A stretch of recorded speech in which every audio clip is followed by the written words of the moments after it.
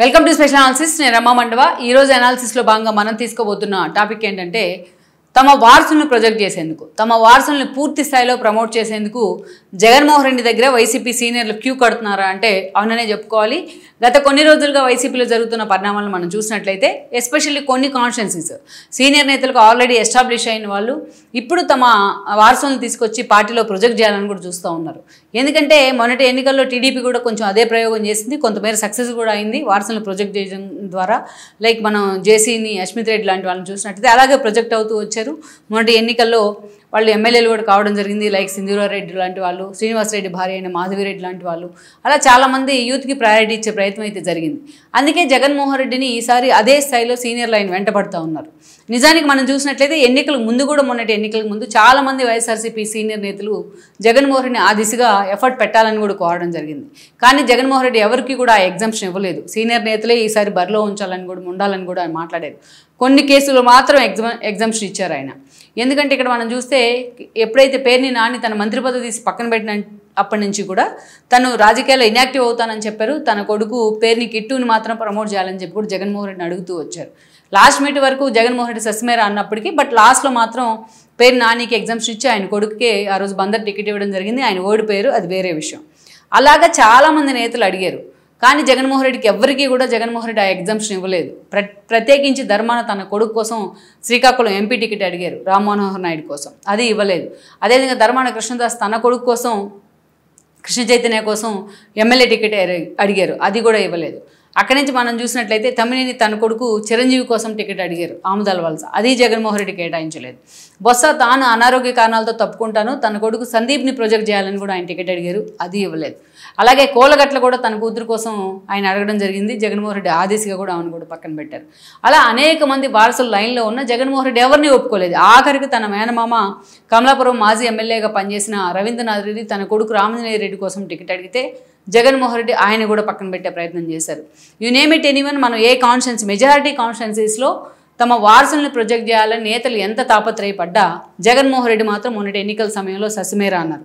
ఆయన ఎగ్జామ్షన్ ఇచ్చింది రాష్ట్ర వ్యాప్తంగా ఎవరికంటే ముగ్గురికి. అందులో ఫస్ట్ ప్లేస్లో ఉండేది పేర్ని కిట్టు, పేర్ని నాని వారసుడిగా పోటీ చేశారు, ఆయన ఓడిపోయారు. ఆ తర్వాత చూసినట్లయితే ఏదైతే భూమన కరుణాకర్ రెడ్డి కొడుకు అభినయ్ రెడ్డి కూడా ఆ రోజు భూమనని పక్కన పెట్టి అభినయ్కే టికెట్ ఇస్తే అభినయ్ ఓడిపోయారు.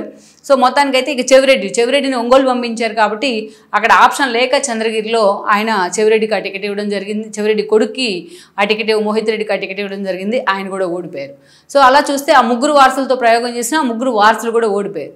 కానీ ఈసారి మాత్రం సీనియర్ నేతలు చాలామంది ఆ దిశగా ఇప్పటి నుంచే జగన్మోహన్ రెడ్డి మీద ఒత్తిడి చేస్తూ ఉన్నారు. ఎందుకంటే జగన్మోహన్ రెడ్డి చాలా చోట్ల ఇప్పటికే ఇన్ఛార్జీలని, సమన్వయకర్తలు వాళ్ళందరినీ కూడా ప్లాన్ చేసే ప్రయత్నం చేస్తూ ఉన్నారు చాలా చోట్ల. ఎందుకంటే ఇంకా 4 ఏళ్ళు ఎన్నికలకు టైం ఉంది కాబట్టి ఇదే తమ వారసుల్ని ప్రొజెక్ట్ చేసేందుకు, తమ వారసుల్ని లైన్లో పెట్టేందుకు సరైన సమయం అని కూడా నేతలు భావిస్తూ ఉన్నారు. ఈ క్రమంలోనే ఇక్కడ మనం చూసినట్లయితే పూర్తి స్థాయిలో ధర్మాన ప్రసాద్ ఆయన శ్రీకాకుళం నుంచి ఎలాగైనా సరే వచ్చే ఎన్నికల్లో తన కొడుకు రామ్ మనోహర్ నాయుడికి శ్రీకాకుళం ఎంపీ టికెట్ ఇవ్వాలని ఆలోచన చేస్తూ ఉన్నారు. ఇప్పటికే ఆయన రాజకీయాల నుంచి తప్పుకుంటున్నాను అని చెప్పి కూడా సైలెంట్గా ప్రకటన చేసినప్పటికీ బట్ వైసీపీలో ఉన్నారా లేదా అనే విషయంలో మాత్రం కొంత అనుమానం ఉంది. బట్ వైసీపీలో ఉన్నారనే మనం అనుకోవచ్చు, ఎందుకంటే ఆ పార్టీకి రిజైన్ చేయలేదు కాబట్టి. సో అలాంటి ధర్మాన ఈ రోజున తన కొడుకు రామ్ మనోహర్ నాయుడు కోసం శ్రీకాకుళం ఎంపీ టికెట్ మీద ఆయన ఫోకస్ పెట్టారన్న ప్రచారం ఉంది. ఆ దిశగా జగన్మోహన్ రెడ్డి మీద ఆయన ప్రెజర్ చేస్తూ ఉన్నారు. అలాగే ఆయన బ్రదర్ ఉన్నారు, ఆయన బ్రదర్ అయిన కృష్ణదాస్ ఈరోజు తన కొడుకు కోసం ఎమ్మెల్యే టికెట్ అడుగుతూ ఉన్నారు, కృష్ణ చైతన్య కోసం. ఆ దిశగా జగన్మోహన్ రెడ్డికి ఇప్పటికే ఒక ప్రపోజల్ పంపించినట్టు కూడా మనకు సమాచారం ఉంది.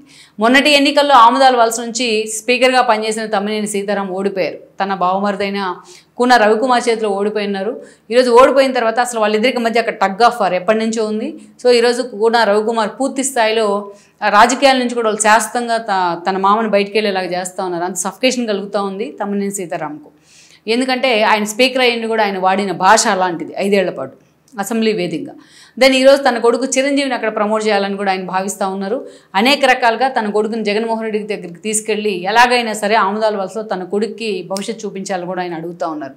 వేరేజ్ కమలాపురం నుంచి జగన్ సొంత మామ అయిన రామాంజనేయ, ఏదైతే రవీంద్రనాథ్ రెడ్డి ఉన్నారో విజయమ్మ బ్రదరు, ఆయన కూడా తన కొడుకు రామాంజనేయ రెడ్డికి టికెట్ ఇవ్వాలని కోరుతూ ఉన్నారు. ఇలా మనం చూసుకున్నట్లయితే ఇక ఆల్రెడీ మోహిత్ రెడ్డిని అదేవిధంగా అభినయ్ రెడ్డిని ఆల్రెడీ రంగంలోకి దించారు కాబట్టి అటు చెవిరెడ్డి కానీ ఇటు భూమన కానీ వాళ్ళిద్దరిని తమ వారసులుగా ప్రొజెక్ట్ చేస్తూ ఉన్నారు.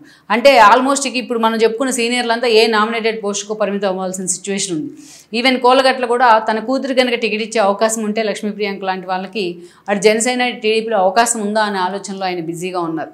అలా రాష్ట్ర వ్యాప్తంగా అనేక కాన్స్టిట్యున్సీల్లో ఈరోజు సీనియర్ నేతలు జగన్మోహన్ రెడ్డి ప్రెజర్ తీసుకొస్తూ ఉన్నారు. వేరేజ్ మనం ఇక్కడికి వచ్చినట్లయితే ఏదైతే ప్రకాశం జిల్లాకు వచ్చినట్లయితే కర్ణం బలరాం కూడా తాను చీరాల నుంచి పోటీ చేస్తాను, తాను చీరాల నుంచి పోటీ చేయాలంటే తన కొడుకు కర్ణం వెంకటేష్కి ఎలాగైనా సరే అద్దంకి టికెట్ ఇవ్వాలని డిమాండ్ పెట్టారు.